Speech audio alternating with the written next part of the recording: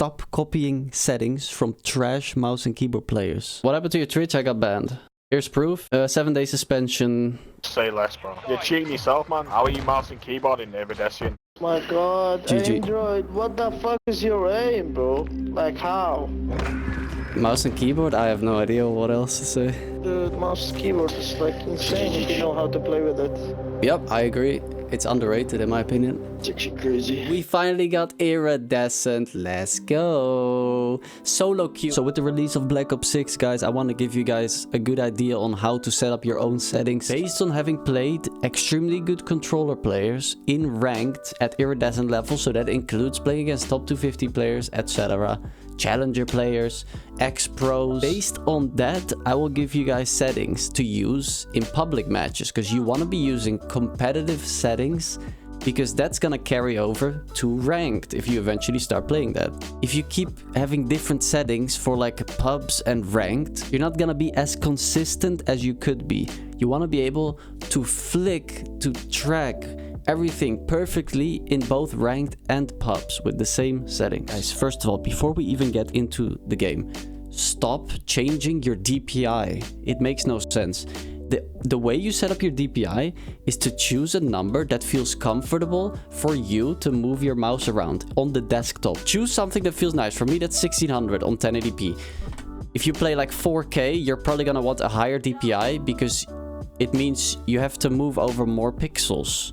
The higher resolution you're on, the more likely you're gonna want a higher DPI. It's just gonna feel more comfortable on your desktop. So guys, here we are in freaking Black Ops 6. Who the hell is hyped to play keyboard and mouse this year? I'm gonna be solo queuing to iridescent. Make sure you subscribe to follow that, man. I'm gonna live stream daily for you guys. Guys, your sensitivity. So based on the DPI you chose, you're gonna choose a sensitivity. I'm gonna explain something to you. I use 2.5 sensitivity with 1600 DPI.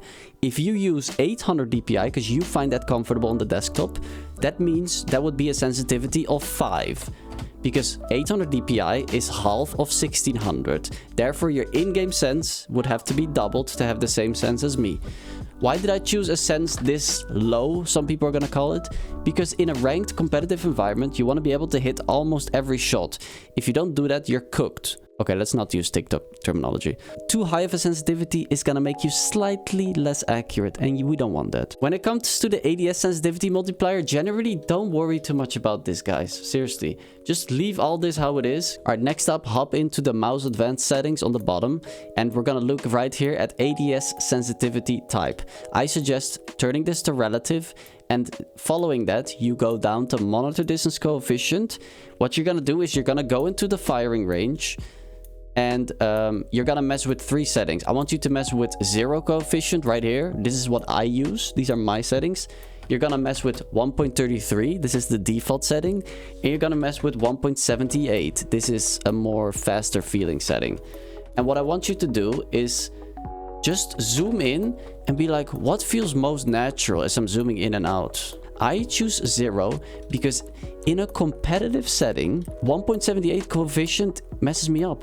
It does. So it actually feels kind of nice, 1.78, but in a competitive setting, I need that slowdown for the long range engagements. After you do that, you know, you can play some matches, mess with 0 coefficient, 1.33, 1.78, but most likely I'm going to already recommend you to lean towards 1.33 coefficient and 0 due to what I just said about being in a competitive environment, needing to hit all your shots. When it comes to ADS sensitivity, transition, timing, put it on gradual because the other ones would be awkward. However, listen, this setting does not apply if you do not mess with this setting right here. And since I told you guys to not really mess with it and instead mess with the monitor distance coefficient, this setting doesn't apply to us. Look inversion, you're gonna wanna set this all to inverted. No, I'm kidding. Now, guys, let's say you use monitor distance coefficient. Custom zooms, I would actually suggest to set your sniper zoom a little bit higher to like 1.2 perhaps, because your sense is gonna be so slow when sniping, it's gonna feel a little awkward. So I'm likely gonna have to adjust this over time as I'm playing. I'm probably gonna settle around like 1.3, probably gonna have this around like 1.2, something like this, then the rest at 1. I'm gonna guess. I haven't messed with it too much. I haven't sniped yet. When it comes to all these other settings, guys, it doesn't matter. Just keep them off. You can put this on 0, but either way, the rest doesn't matter, okay? Do not mess with it. Now, guys, we're gonna move over to Keybinds. This is where the money is. for yourself, because there's nothing to copy here. This is all personal preference. So while I'm scrolling down, you can try my settings, but everyone has different sized hands, etc. And therefore the way you use your hands on your keyboard is gonna be more comfortable in different ways compared to me. One thing I will say, since people keep accusing me of using an auto pinger, I use ping on left alt. So when I'm on the keyboard, all I have to do is go like this. Easy, easy, easy. So no, I don't use an auto pinger. If you use an auto pinger, you're a freaking... Next up, the movement keybinds, guys. I'm using tactical sprint assist, not sideways though. Here's the reason though. When you go and play this game and you have tactical sprint assist off for the left, that means you can still sometimes do a little bit of jiggle peeking without having that sprint to fire penalty. If you're sprinting side to side like this, you see, it takes some time before you can shoot. If you want to jiggle peek to sprint side to side, just sprint forward and then you got your side to side. You don't need it to activate when you go side to side. We are not controller players, okay? It's not difficult for us. I have sprint assist delay on 1 just to make sure that nothing bugs out. Like 0 versus 1 seems more safe to me. I don't need mantle assist or crouch assist because it's just gonna make you mantle at times or crouch at times when you don't want to. As mouse and keyboard players, we need to take pride in the fact that we do everything ourselves, except for sprint assist, because honestly, you don't really want to move forward without sprinting on cold. If you're doing that, you're just gonna die to a good player. A noob, sure, you can kill him while walking forward, la la la la la, pew pew. Against a good player, no. You have to either slide in the gunfight, which you do with tactical sprint on, or walk side to side, not forward. So then why do I have corner slice on? Because I think it's super useful. As a keyboard and mouse player, we can be super precise at any times. So being able to have more movement going on when we're crossing corners is pretty useful. It's gonna be easy for us to still aim at our targets, and it's gonna throw off the aim of certain players. Now there's one setting that I have turned on, walk. I've never used it in a competitive setting, but maybe it'll work. I don't know. Anyways, guys, when it comes to the rest of these settings, make sure you have automatic airborne mantle off. It's gonna accidentally kill you at times, I already know. Slide, maintain, sprint, keep that on. Sprint, restore, keep it on. Auto door peek, you can have it on, depends on your playstyle. I personally don't want to accidentally open a door. I want to manually press the button. It's not difficult for me to just press a button to open a door, so I have it off. Now here are some real money settings. Movement advanced settings, keep slide and dive activation on shared, because if you have it on independent, you will sometimes accidentally dive when you want to just prone, okay? So instead, what we do is set it to shared. Put this on standard, slide and dive behavior. Slide dive activation, I personally have it on short. You probably should be able to get used to that as well. I don't think you need to use medium or long. So then what you gotta do is hold your prone button in order to dive. This is the same thing controller players do, and because of this, you will not accidentally dive, which is gonna be, it's gonna happen to you. You're gonna accidentally dive if you don't use this setting. Sprinting door bash, always have that on. It's actually super important to make plays with doors on Call of Duty. Vehicle behaviors, I haven't messed with it, so I'm not gonna show you guys. I don't know yet. So next up, let's move over to combat and aim down sight behavior. Pretty important setting. Put it on hold. The reason I don't suggest toggle is because when you're playing aggressively and you're in a ranked environment, whatever it may be, you want to be able to transition between ADS and un-ADS very smoothly, very comfortably, without having to think too much. And I think with hold, that makes that process just a tad bit more natural. All these other settings, I haven't messed with it, so I'm not going to tell you guys what to do. Then guys, the graphic settings. This is some amazing stuff right here. I personally play on 480 Hz. I know, I'm crazy. I use 1080p. If you play a high resolution, obviously use that. You can literally play 4K on Call of Duty. It works nowadays. If you have a freaking 4090 or an upcoming 5080, 5090, NVIDIA Reflex, turn it on. You can play 4K 240 Hz and you're gonna be competitive. Aspect ratio obviously depends on your monitor. Then when it comes to these settings, custom frame rate limit, always keep it on unlimited. Reason for that is that the frame rate limiter on cold is garbage. When you, first of all, on AMD it's bugged. I'm not even gonna get into that. It's just bug. When you set the frame rate limiter on, let's say 200, you know, to put it below your refresh rate, your 1% lows in your FPS are gonna be trash with this frame rate limiter. If you don't know what I'm talking about, don't worry about it.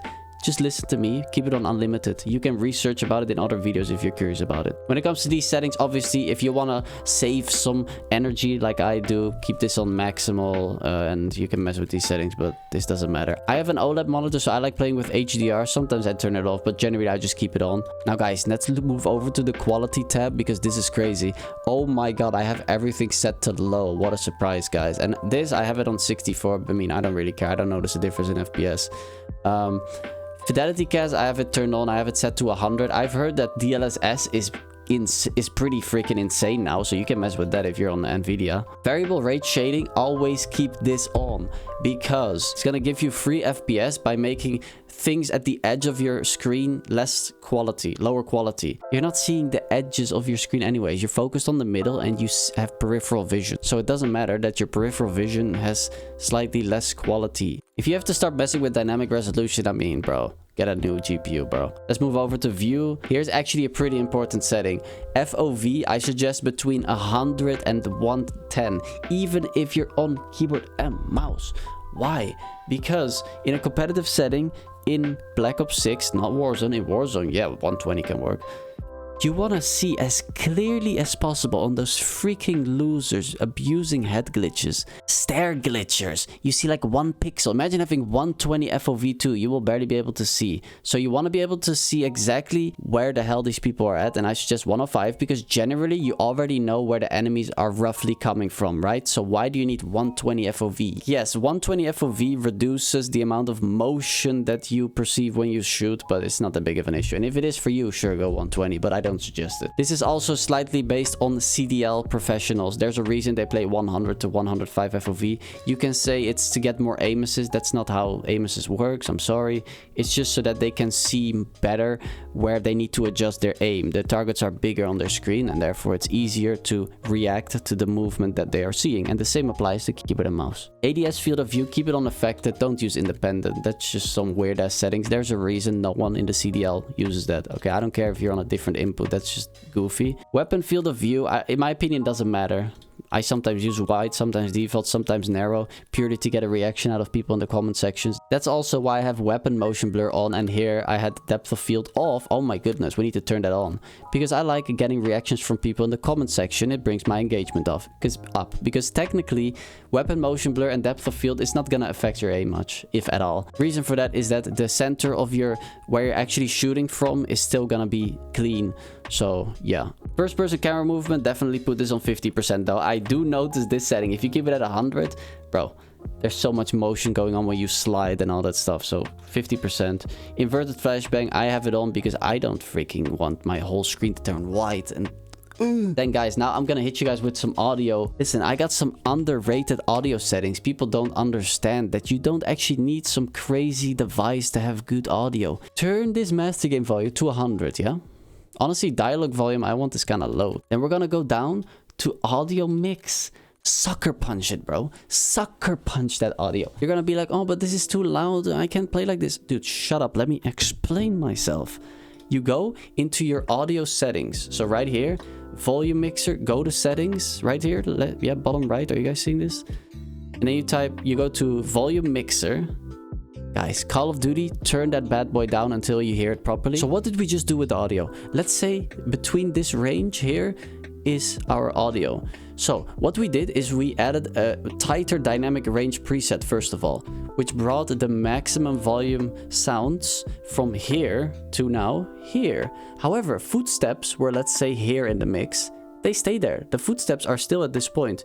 So you see how the maximum volume is now closer to the minimum volume, which are footsteps. Then the master volume, we have it to 100. What does that mean? It's compressing the hell out of the sound, meaning this thing, the maximum sounds are gonna go even closer to the footsteps, which are still here. Now when you shoot a gun, it'll be way closer to the footsteps compared to before. Before, in order to hear the footsteps, you would have to turn out your audio super loud, and then you're gonna be deaf by the age of 30 because you have to... Anyways, when it comes to the rest, turn off this freaking reduced tinnitus sound. Why would you want extra tinnitus? Like, reduce that stuff. Who the hell wants that? I use classic sound because I want to be different from the rest.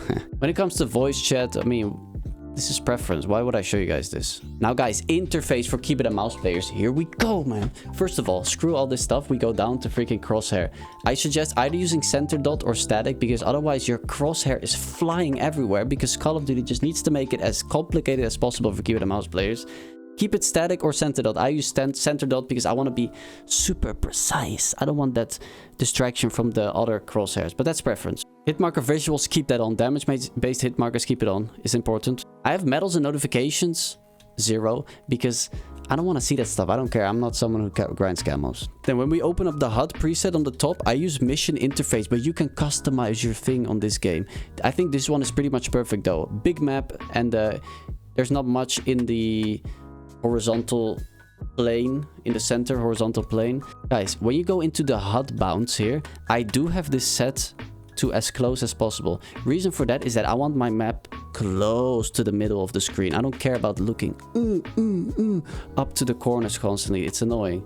However, I use a 32-inch monitor. If you use a 24-inch, you might prefer just having it all the way out, right? When it comes to the in-game text chat, I highly suggest turning this off unless you want to contract brain illness from interacting with certain creatures on this freaking game. But when you go into account and network, this setting, dismemberment and gore effect, I personally think it's gonna increase your FPS because there's less effects going on. If there's any type of effect, you lose FPS. So we turn those effects off to gain a little bit more FPS.